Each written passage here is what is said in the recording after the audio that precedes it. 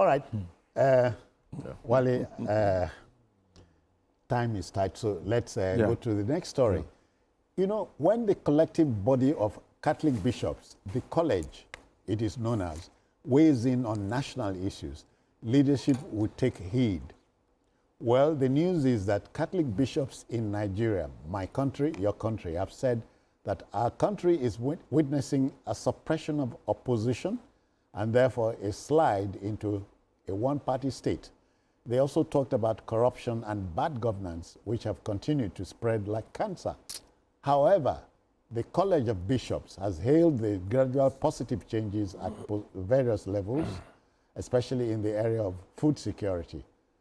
Arresting the worries is the way to go, Dotun. Yes, it is. Nigerians are worried. And like you said, when Catholic bishops get together and they speak, you need to listen to them. Because they don't just speak. Oh, yeah. They don't just speak. They speak wisdom. They speak to the issues. And the way we say it, that they say it as it is. And the good news from all that we've seen so far of this administration is a listening one. Yeah. And we're gradually getting, like some people have said, towards a one-party state. But it is not largely because people are being coerced. It is because even politicians, a lot of them don't see the future in some of these parties, the big ones. So they are moving towards where their future can be guaranteed. That's the kind of politics we are still playing. And fortunately, the ruling party at the center, just like Dr. Muda Yusuf said during the last discussion, is doing something. And to be seen to be doing something. Yes. If you see an achiever, you tilt towards that person. Let's take the case of maybe Enugu State. When you look at Enugu State, it's a PDP state. But even people in All Progressives Congress and Labour Party, they are moving into that party. Because the man who is holding this, who is sitting on that seat now, the chief executive is doing something, and they can see it. When a state is telling you it wants to do a 30 trillion economy, and you are looking at it and you are seeing that it is moving in that direction, why will another party come and campaign in that state and unseat that person?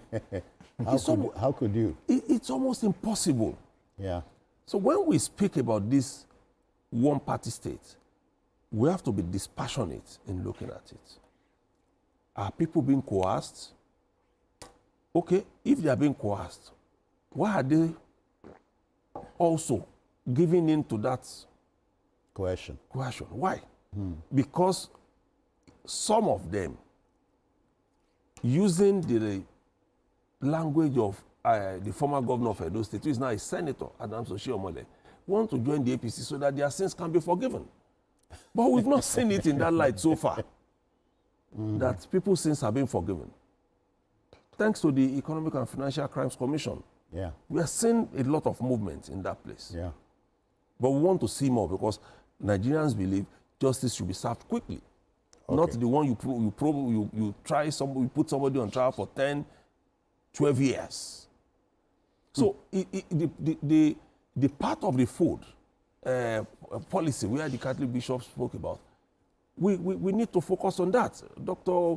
Yusuf also spoke about that, so that these things can trickle down to our pockets. Yeah, okay. Because you can't go to the market now and project how much you are going to spend if you are not careful, especially if you don't have a tight budget, a list. Wale, bishops they represent a conscience of a people like us, and so they have weighed in. Sure. Well, I think, just like my colleague said, I have a lot of respect for Catholic bishops.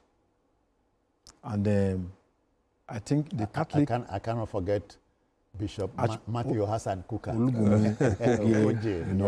I served under a bishop, so I know what it means for the bishop. You see, the Catholic Church is one of the most progressive faith on in the world. planet. Yes.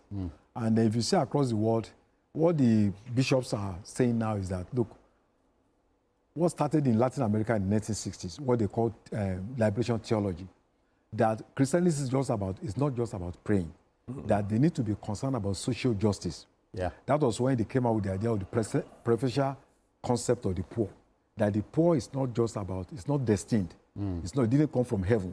They are made by material religion. So Christians must be concerned about the plight of the congregation. So I allow with them, and I commend the Catholic Church for its consistency over the years. You know, they also have what they call the Justice, Development and Peace Commission, doing about human rights and all that. So that's what I think inspires a lot of people when you are talking about Son of God, Christianity. So what they have said in the last their meeting, there are three aspects. The first one is to talk about the areas of improvement that they have noticed. They commended the federal government on the new minimum wage, on tax reform, and then reconstruction, rules reconstruction. And then they also spoke about security, that they've noticed a little improvement, and then increment in allocation to states. We are not talking about 2.something trillion for the month of August, from 1.7 trillion in January. So more responsibilities are expected from states. But they also raised some issues about corruption, which I think we agree with them. Bad governance. Then the desperate search for 2027, leaving the issues of governance by the opposition, and by some state governors, by some senators, instead of talking about, dealing with governance, by politicians generally. So they also raised the issue of moral decadence in the society that is spreading, quoting them, spreading like cancer. And I think I agree with them on that note. And also there is the issue of, about electoral violence, that the government needs to do something so that we can guarantee democracy. And the last aspect is that the Catholic bishop said it's a collective responsibility, not the government alone. That the media, educators, the church, all citizens should rally around to save our country and ensure that democracy is entrenched for prosperity and for the utilitarian value of every one of us. Might I add Muslims too? Yeah, Muslims, everybody. So this issue concerns all of us. So I say kudos to them. And I think on the issue of the word used by the Catholic Church, the communique, is that the Catholic Church did not emphatically state that suppression of the opposition, but it seems that Nigeria is moving towards, it appears that it is that it's moving towards, so it's not a categorical statement. It's a perception. It's a perception, And that fear that they're expressing is also good, because it puts Nigerians on the guard, and even the government itself. Because like you said, what the two major religions we practice here in Nigeria believe in is that God is a God of justice. Oh, yeah. And when you read the Bible true and true, you see in all spheres, it is about justice. Yeah. God doesn't want people to be oppressed. If somebody has sinned, or suppressed. if somebody has sinned, he commits an offense, you can never tag that as suppression or oppression.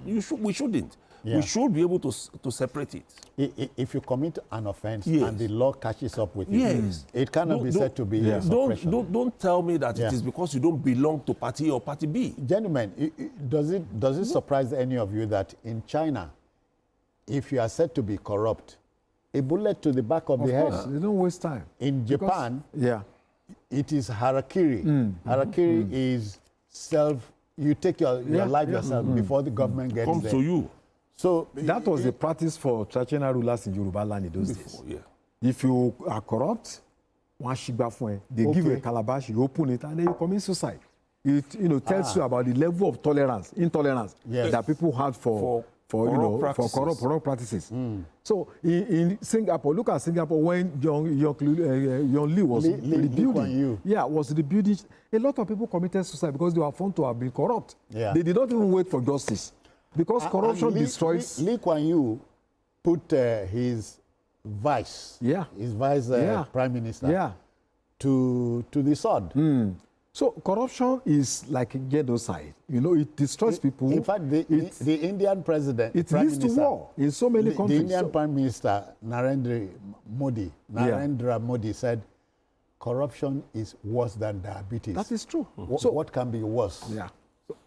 But that's the truth, because at some point, there was this pronouncement by the president outside the country when he said he had tackled corruption in a certain sector of the economy. Yes, and cynics misinterpreted that. It was taken to mean the whole government. Yeah. No, Yeah.